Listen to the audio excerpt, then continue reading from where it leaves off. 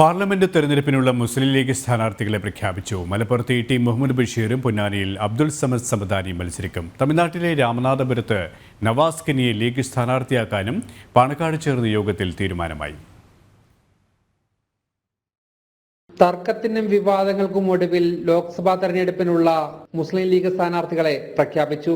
മലപ്പുറത്ത് ടി മുഹമ്മദ് ബഷീറും പൊന്നാനിയിൽ അബ്ദുൾ സമദ് സമദാനിയും മത്സരിക്കും. ഇരുവരും സീറ്റ് വെച്ചുമാറുകയായിരുന്നു. തമിഴ്നാട്ടിലെ രാമനാഥപുരത്ത് നവാസ് കനിയാണ് ലീഗ് സ്ഥാനാർത്ഥി. പാർലമെന്റ് തെരഞ്ഞെടുപ്പിൽ 3 സീറ്റ് വേണമെന്നുള്ള ആവശ്യത്തിൽ ഉറച്ചു നിൽക്കുകയായിരുന്നു മുസ്ലിം ലീഗ്. ഒടുവിൽ കോൺഗ്രസിന്റെ സമ്മർദ്ദഫലമായാണ് തീരുമാനത്തിൽ നിന്നും ലീഗ് പിന്നോട്ട് പോയത്. ഒരു രാജ്യസഭാ സീറ്റ് കൂടി മുസ്ലിം ലീഗിന് നൽകാമെന്നാണ് കോൺഗ്രസ് മുന്നോട്ട് വെച്ച ഉപാധി. 3 സീറ്റ് ലഭിക്കാത്തതിൽ കടുത്ത അമർഷമുണ്ട് മുസ്ലിം ലീഗിന് ഉള്ളിൽ. അതോടൊപ്പം ലീഗിന് അമിത പ്രാധാന്യം നൽകുന്ന കോൺഗ്രസ് നടപടിയിൽ കടുത്ത വിയോജിപ്പും പാർട്ടിയിലെ ചില നേതാക്കൾക്ക് ഉണ്ട്. ജനം, മലപ്പുറം.